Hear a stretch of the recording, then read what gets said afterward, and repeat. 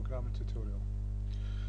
The last tutorial we looked at creating an array of objects, and we stopped once we created it. After I stopped, we ran into a problem if we run the program.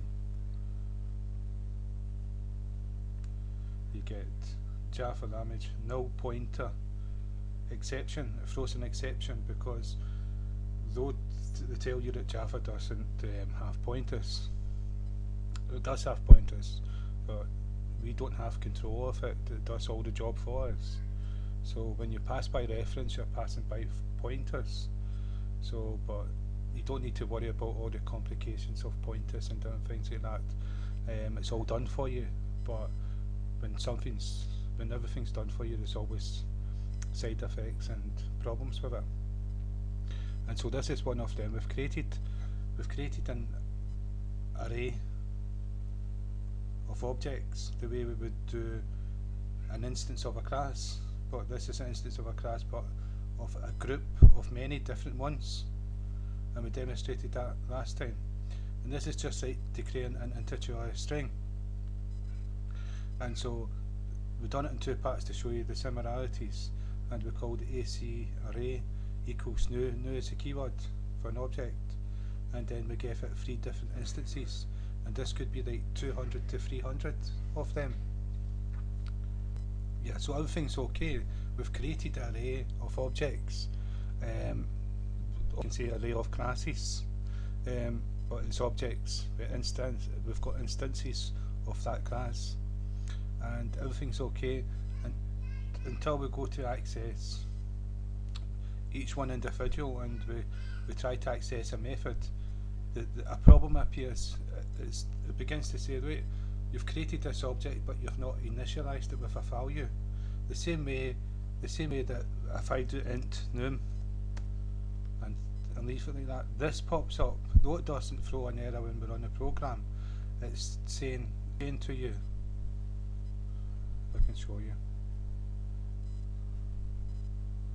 the value of the local variable num is not used, it's not initialized, and that's a problem. So the error we're getting, that's not a problem. We'll run the program, it won't throw an error, but the same thing's happening with the object, because an array is a pointer. An array is like when you pass an argument to a method, it's a value it gets passed, and the changes of that does not affect the original value, so it's passed by value. And so when you pass by reference, it's a memory address of a variable that's getting passed, and so any changes to that will affect the original variable in memory, and that's a pointer. The memory address is pointing to that memory address, and that's pointers. And so we don't want to go too deep into that because it's Java, it doesn't deal with pointers. And so we've created the object, but what it's saying is we've not initialized the object. We've created an integer, but we've not said integer equals 0. And so we've created this object of this class, but we've not given it any values, though it has values. And this is a problem with Java.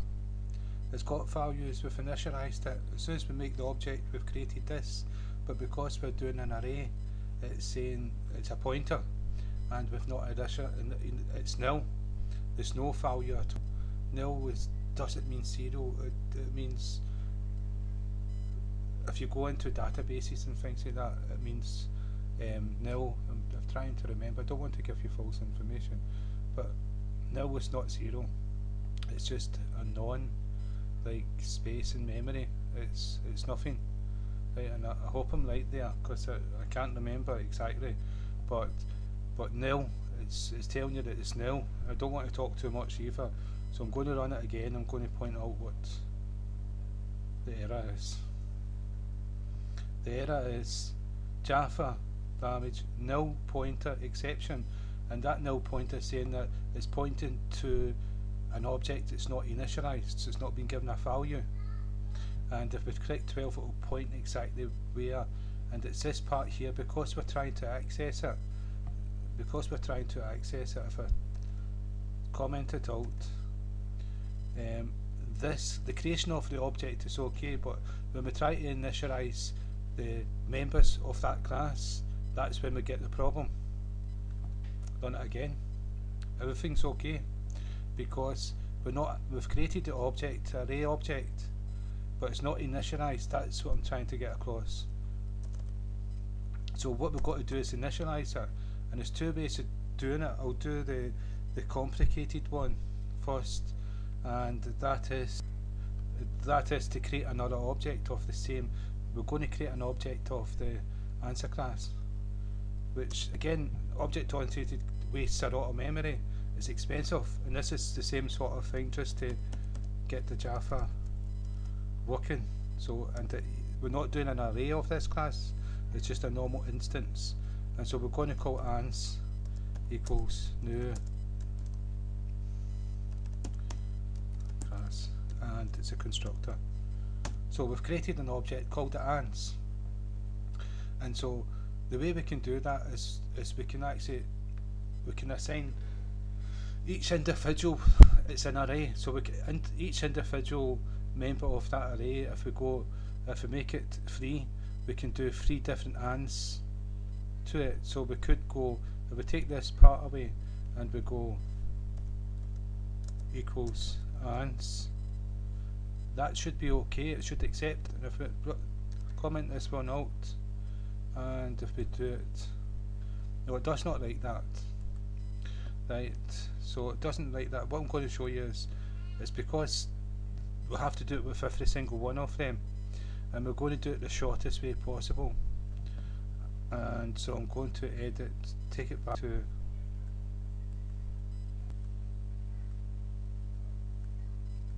right, we've got that back. So what we're going to do is we're going to say this array, we're going to say array free, we take away the number, and we're going to give the braces. Inside the braces we're going to give it 2 ans.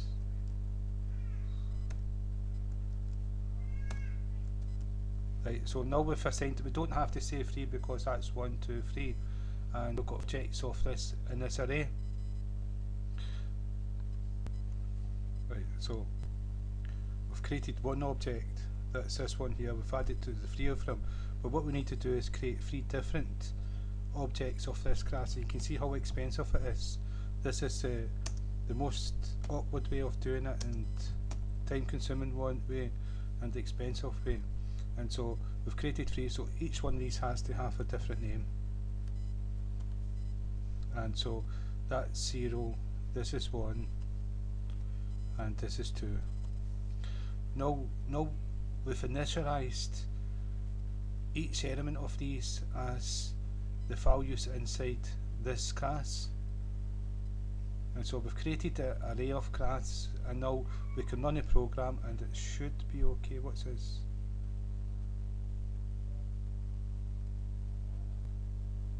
Let's see what happens.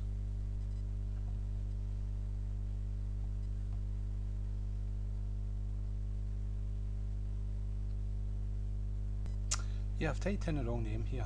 It's answer class. A typo. That's really bad. I should be taking my time in doing it. Answer. Yeah, I was wondering why that wasn't working. That's really stupid. Sorry. Answer. No, this is complicated enough for someone to grasp without me doing these silly things. And you can see it's not ready anymore, so we're going to program. This will work. It's the most expensive way of doing it. This is us going deeper into, you can see it's worked. And if we go up here, we can see that 33 we've called, 33, array 1, 33 was passed into it. You can see array 1. So if we go to 2, 40 is passed into it, just to show you that each one is different. And if we go up to the top, 46. So we've got an object in each one, a different instance of these classes in each one of these arrays. We've done 3, we could have like 2,000 of them, and so to do it individual would be too complicated, time consuming, and there would be mistakes and errors. If I can make errors as simple as that without looking, imagine if I had a whole bunch of stuff to do. And so that's the basic error. I shouldn't be doing that. So But that's a wrong way of doing that. There's an easier way, and it's an important way to show you. Right, we've created an instance of each one, and we used the new command with the constructor name. Right, that's the class name with the brackets. And so what I'm going to show you is doing all this. You can imagine if we had 300 of them, and then using the name that we gave it. What we can do is we can just use the new keyword and the constructor of that class. And so if we go answer class, and remember the constructor has the same name as the class, so that's the name of the class, and we're going to do brackets, and you can see it's accepted this. And the reason why we didn't have to give a name is because when we looked at arrays, we realised that we didn't need to name the integers, like name 1, name 2, name 3, name 4, or name 1, name 2, name 3, name 4, because we were going to access them not by name but by index number. And so we can just say new object of this class and the name of the class with the brackets. If we run it, you'll see it's actually worked. Yep, it's worked. Right, and so what I'm going to do is change these here. New answer. These are important because there's something wrong. New answer class. Right, what to do there? It's a constructor. We've got to do the brackets. And new answer class. Right, and so we don't need these. We're not used to them. We don't need these. It would be really expensive. Imagine if there was like 200, an array of 200 of these answer class.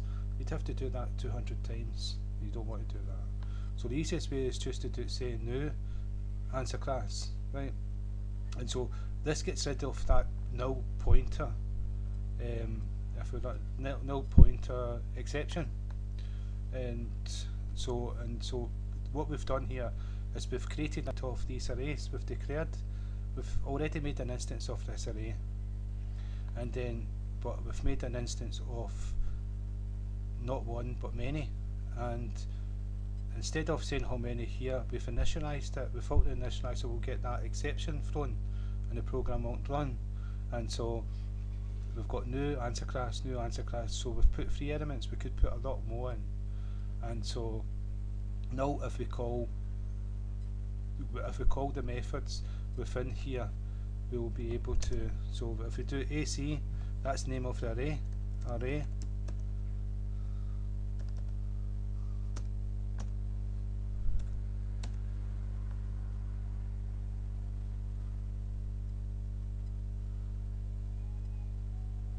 And so what we can do, that's set answer, and we can do, we've got access to all the methods within this class for every single element of that array. And so this is set to answer. We don't have the answer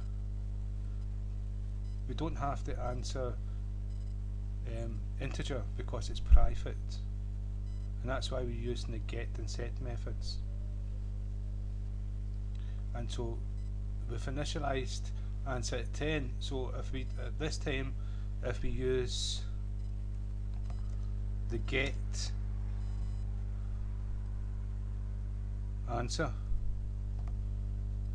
and we don't pass answer, get answer anything, all we do is return the value. We've set it at 10, so it should return 10 because we've not changed it for we've not done anything, we've not added anything to index 0. It's changed, and 2 we've changed. So if we run the program and we change this to 0, well, we're going to show that anyway, because no, that's the exact same thing we're doing here. So we can take this out, we're going to print out, and it should be 10. So it's 3 different, we've got an array of 3 different objects. Now this is important for we're going to expand the object, go deeper into it, because it's important for object-oriented program.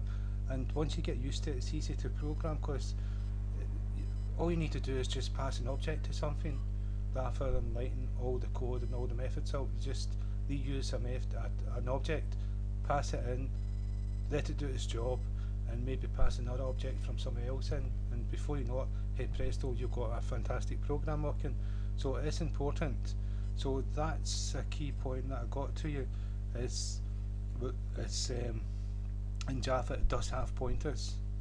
It doesn't matter if you don't notice it, doesn't matter, but at any time you can get an exception thrown for null pointer exception, and it's usually because an object's not initialized, and that's what we had to do here. We had to set every single one. We've got 3, we've got an array of 3, and we had to set every single one of them to the values of answer class. Even though each one of these was answer class, they were set in memory as null, 0, and this is how we overcame it. So we're going to continue with the objects, and we're going to go deeper into it because it's important, and you'll get the benefits from it. So again, thank you for your time.